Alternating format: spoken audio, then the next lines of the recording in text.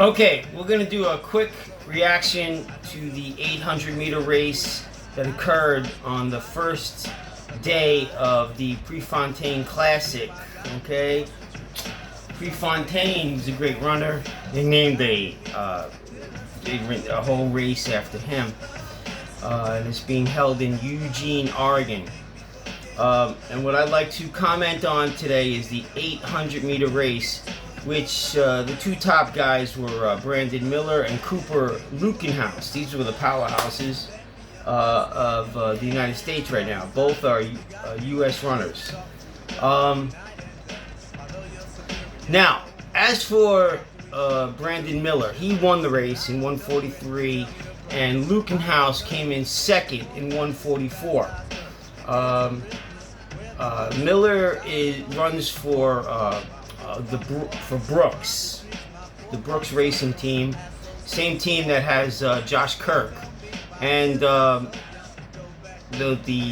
coach of Brooks is Coach Mack. So I wrote a little something as a reaction to the 800-meter race, and I have some strong feelings about that because when I was a kid, I used to compete in middle distance, 800, 1600, cross country, just like these guys. But we're talking 30 years ago, late 80s, early 90s.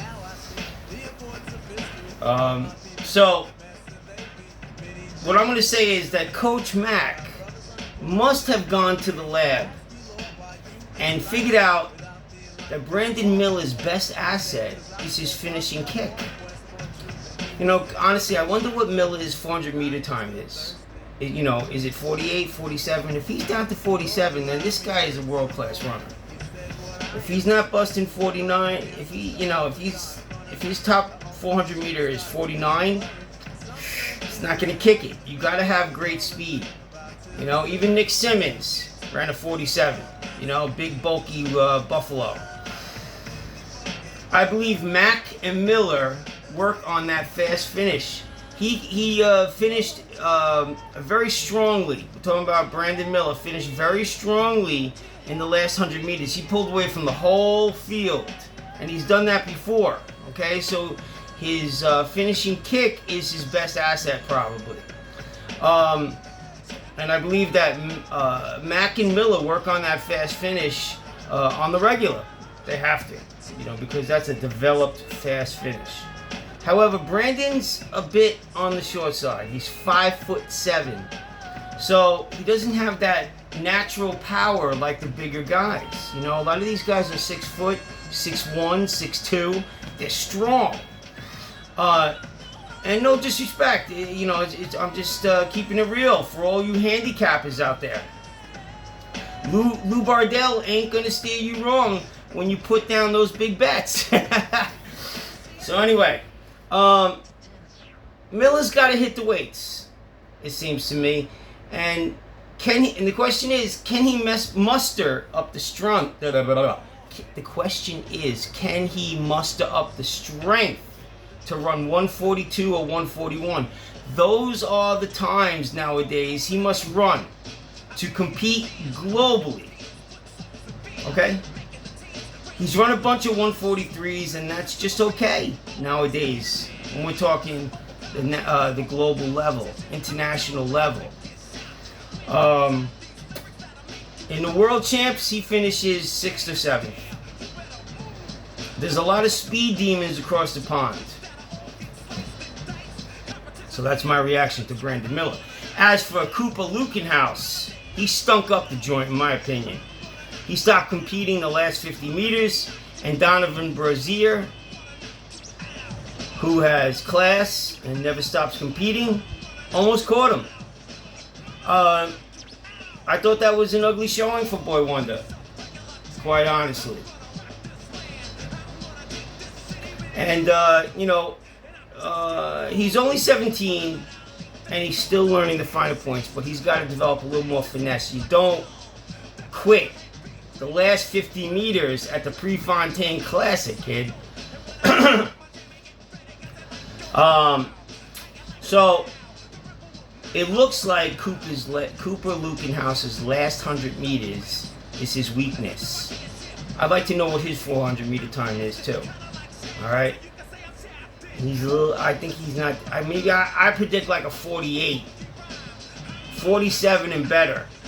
If I'm not mistaken,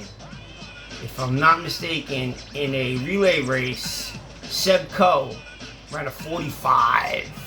Okay, Seb Coe ran 141 back in like 1989 or something like that. So, no, maybe earlier, early 80s. Okay, so if you want to be great on a global level, you got to have the foot speed. And that goes for every race up to the 5,000 meters. Speed is key. Greasy fast. Speed. Anyway, he's only 17 and he's still learning the finer points. It looks like Cooper's last 100 meters is his weakness. Okay? So if I was a coach, I'd be focusing on that, an opposing coach. It looks like he's standing still, quite honestly. Sometimes.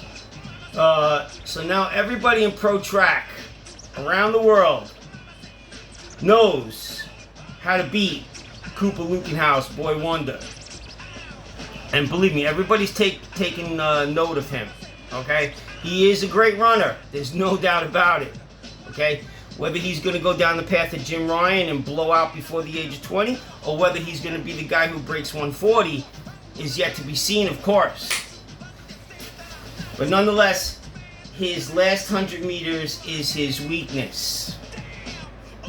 So if you can stay with him for 700 meters, those speed demons over in Europe can stay with him, you can out-sprint him in the last 100 meters. He's not that fast. And the boys in Europe know this. In my opinion, he's got to drop that high school coach that he has. It's a sentimental thing, but it's time to go pro, Lutkenhaus, and fully. Time to go pro fully. And he's got to find a coach who can make him swifter. All right? That's why these boys get paid the big bucks. I'm not sure exactly what they got to do. I know it includes getting stronger, and I know it includes focusing solely on speed. Let's see. He's got it. To sum up, I'm going to sum up the whole thing with what I just said. Okay, from Mackey to Lutkenhaus to Brandon Miller et al. Mackey has 1 year to get Brandon 2 ticks faster, 2 seconds faster. I think he can do it because he transformed Josh Kirk into a sub 330 metric miler. Question is, now this is a big question, and this is my gripe about Brooks, okay? Will Coach Mack put in the work for Brandon? Some runners on Brooks fall into a cosmic abyss, and once they are recruited, you never hear from them again. We're talking about dozens of runners who fall into that pattern. Brooks is kind of like a curse, quite honestly. Mack focuses on the big guys, the big fish, and forgets about the rest. That's his rap. Lastly, will Boy Wonder drop the dead weight and develop his finishing kick? Alright, that's my reaction to the 800 meter on the first day of the Prefontaine Classic. Signing out.